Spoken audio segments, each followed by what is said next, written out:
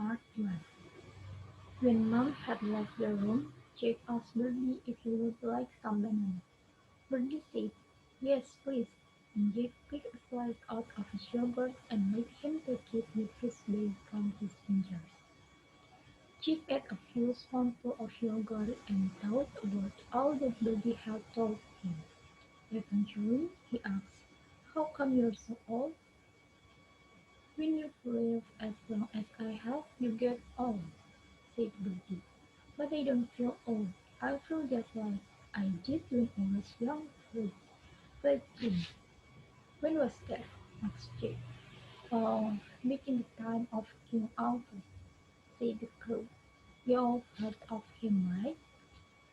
Was he the one who had lots of wives?" "No, Arthur is the one who burned the cakes."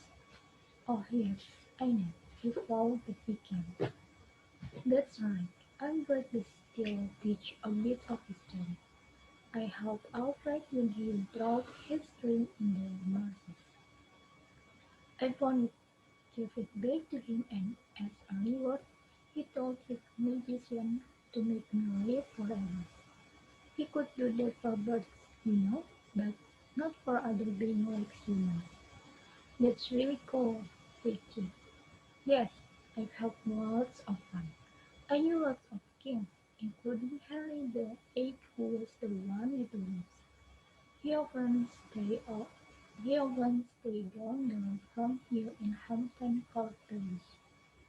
"Did his wives live there too?" "Some of them still haunt it. By the way, the house you live in is very old.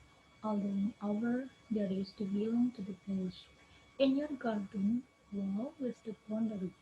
This house belonged to the gatekeeper." "What was he like?" asked she. "I didn't care much for him," said the crow with a shake of his head.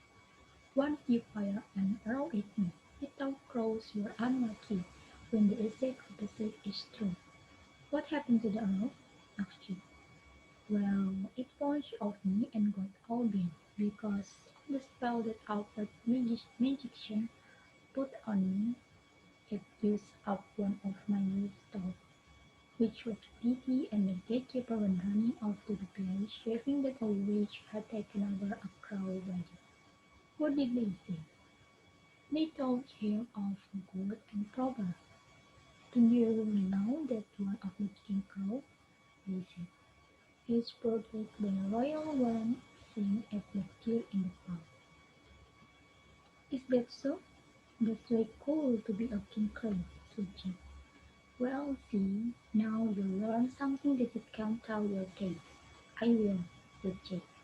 And that evening Jake would tell his dad what he had heard. When they asked where he had learned about the history of the house, Jake explained about the ancient crow and how he had related it all. "Hmm," said Dave. "A talking crow, hey? Don't you believe me?" asked Jake, a little disappointed. "Oh, of course I believe you," said Dave. "You wouldn't imagine something like this, would you?" "I might," said Jake, "but I didn't. It's all true. The crow can talk." "What's his name?" asked Dave. "Birdie, I think," said Jake. "Or at least that's what Mom called him. I think she knows him." Dad scratched his chin. "Hey, Miranda," he said.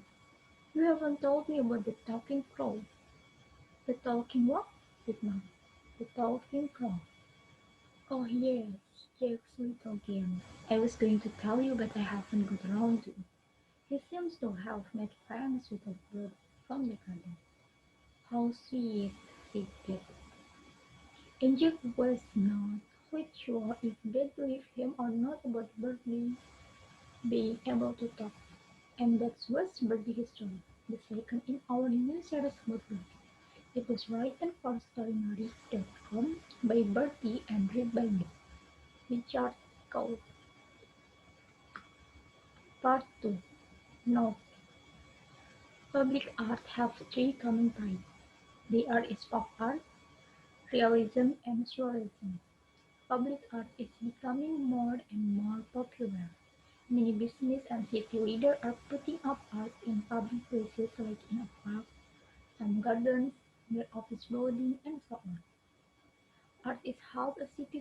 more beautiful and interesting, and also many people can enjoy it every day.